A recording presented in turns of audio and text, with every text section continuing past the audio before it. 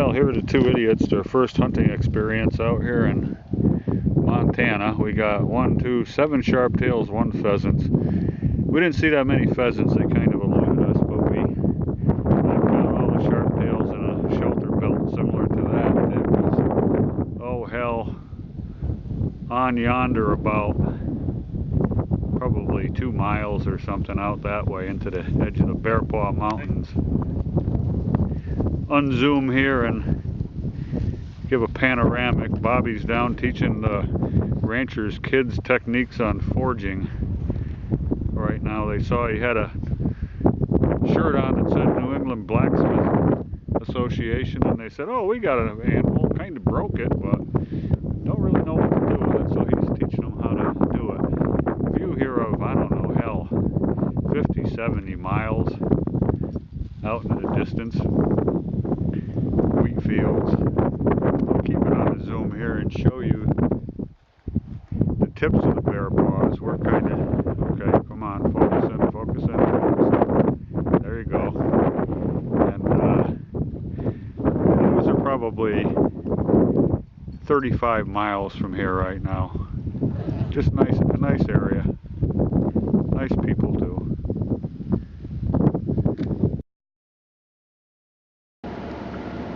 Okay, we're out here at the Davie School in Havre, Montana. Things have changed since the last time I've been here. It's now a 2-building school, as you can see, and hell, I don't know, I guess they even got a shed out back for lawnmower, got a playground, and I don't know, Obama stimulus bucks made it this far, I'm not sure. And the unique thing is they even have, hopefully he's going to come out, he's sitting up there on the deck, they even have the school dog to guard the schoolyard. Well, it's just breaking light here out in Cleveland, Montana. We're staying at the lodge. I'll shoot a picture of that, but we're in the northern foothills of the Bear Paw Mountains here, and drizzling a bit this morning. You look up on the top of the mountains here and you'll see that it actually snowed last night. That's all fresh stuff. We're basically going to be hunting up here in these draws that you see for huns and sharptails today. Maybe go out for some pheasants later in the afternoon. Guys have really been doing well on birds here.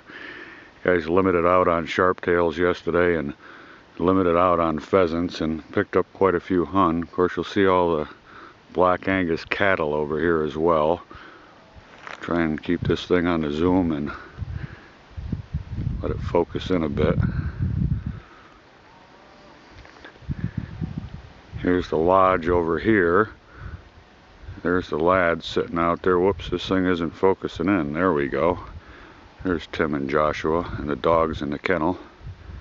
Well, just give a little panoramic of Eric's lodge out here and all the deer he has up here, and various walleyes and pheasants and spruce grouse over there.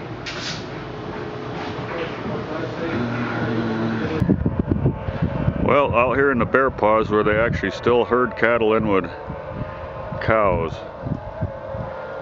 Zoom in on them here.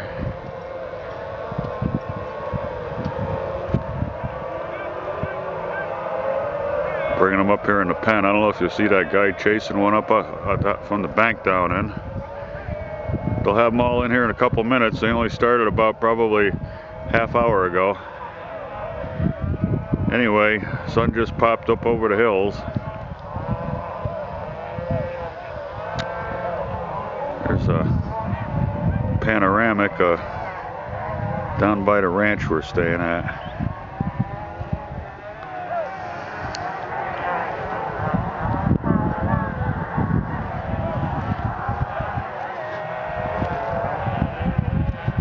Down here is the local bar.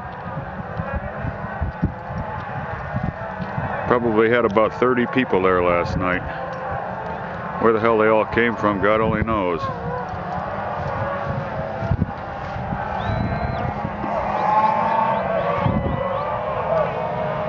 And they got the first ones in the pen. All the others are going to follow real quick.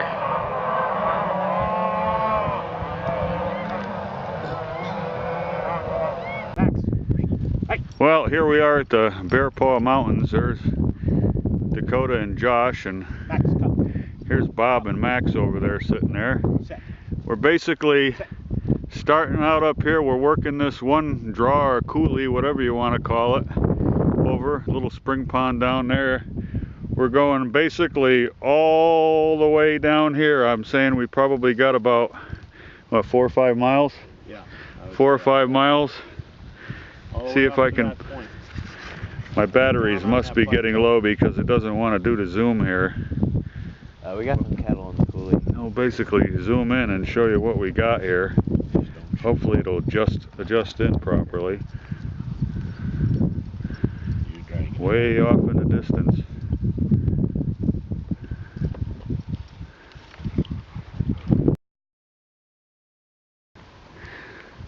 Well, somewhere in this vast sea of prairie grass lies Bobby Valentine. We don't know where the hell he is. We lost sight of him up here. I think he was out chasing Huns or something. We're standing on this combine here to get a better view. Dog is laying about dead down there. That's a rarity for him. We shot, what, 7 sharptails out of here? Could have shot about a dozen. Mountains way off in the distance. My zoom is not going to work because my batteries are dead. No, it is zooming. Take a minute to readjust if it does at all.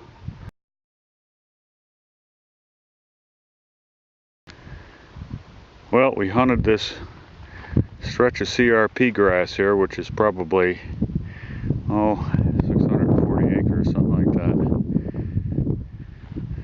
Basically, we ended up picking up 4 birds. Could have shot a whole bunch more on the way out. We got 1 tired dog. This is our, let's see, how many we get today? We got our limit, so we got 12 today.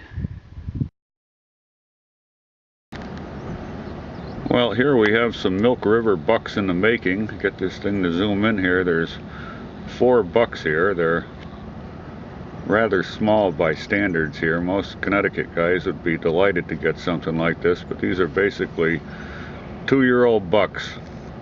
See the rail tracks in the back.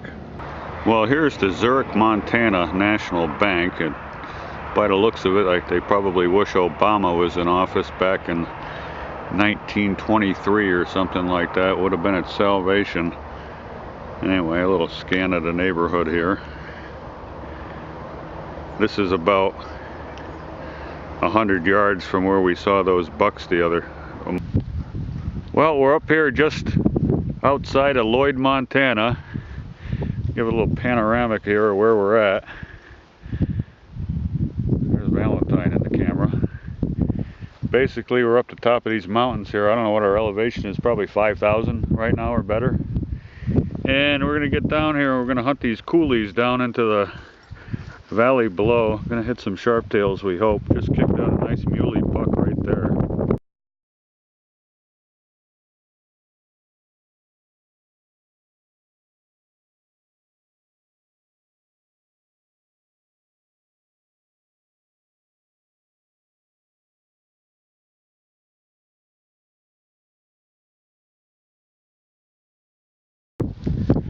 Well, here's Joshua out here in Cleveland, Montana. He's got, let's see, 3 pheasants, which he shot all of them. I kind of woofed on them. I think I shot 4 of the Huns and he shot 2 of them or something like that. But the Huns especially are a very, very pretty bird. I don't know if I'll be able to get one. Josh, pick one up and show us its tail. Hopefully you'll get one that's a mature bird. I think yeah, as his hands come in. He's going to show you all the coloring. But yeah, they fly. They have beautiful colors on there, and they have nice colors on their breasts, and they come up in flocks of, anywhere from a half dozen up to 20. Today, we picked these out of flocks where their average size was probably about 6. Well, we showed you the video the other day of the cowboys up here rounding up all the cattle. What they did is they stripped off all the calves, and you can hear the cows right now bellowing. They kind of quieted down a little bit. It'll be a few more days. They're out wondering where the hell their babies are. Again, sun's just coming up. Absolutely killed birds again yesterday. We got another 12 sharptails, 7 huns, and I don't know, I think 4 pheasants, 5 pheasants. Getting a little scoop of the area, and here's all the feed for the girls for the next few days, or I should say winter. Well, here's the Cleveland, Montana bar. Basically sits down here. It's right across from where the hunting camp is, right next to the local schoolhouse up there with a total school population of 3 people. Everybody's mailbox in the area. Anyway, it's actually a pretty busy place. Saturday night there was all kinds of people here. Believe it or not, they have an outhouse out back that you have to go into, and the cowgirls are a little bit drunk and whatnot and dancing on the bars, and actually they're going outside and they piss, drop trow and piss right on in the grass. Kind of funny. One of the girls actually fell off the bar and basically almost got a concussion. I think she hit so hard. I wasn't there to watch that. Now this bar here was started by the guy Nick Faber, who owns a lot of the land around here, and I guess he got tired of picking up his cowboys up in the town of Chinook and having to bail them out of jail every weekend or every Monday morning, so he decided, what the hell, we might as well start a bar for the guys down here. Okay, hopefully we're going to flush a bunch of huns in our video camera here with the car. I'll have to get out. They're running like hell. There they go.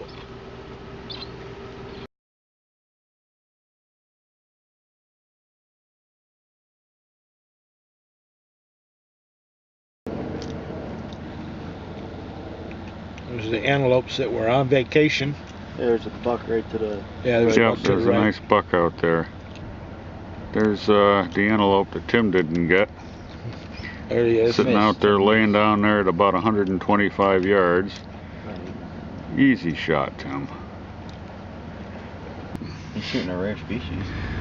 Well, we're going through the Blackfoot Indian Reservation. If anybody thinks social welfare works, this is basically the result of people getting something for nothing. Fucking garbage and everything strewn around the place. We literally drove 400 miles through Montana and we never saw a plastic bag or a bottle anywhere. Here it's just strewn all along the fences. We're going through a section here that has about 11 fucking dogs running around the street. Anyway, shut it off before we get... Well, this is your typical Indian boneyard. I mean, look at this nice truck there. It's probably been sitting there for 15 goddamn years. You can't pry this shit out of them. You can see all the old trailers that they've dragged in. These are, you know, double wides and whatnot, standard Indian issue. Other trucks sitting back there. Zoom back out a little bit. I'll drive down here just a little bit and then I'm gonna get the hell out of here. But this guy's actually a collector of shit. I mean, there's actually some really nice stuff in here. No rot on anything. There's like a 69 Pontiac down there right now, convertible, basically just turned to shit, nobody doing anything with it, and even a Model T right over there. Just tons and tons of crap. Goddamn cats just jumped out of the old wrecker down there. I'm sure it didn't show up, but unbelievable.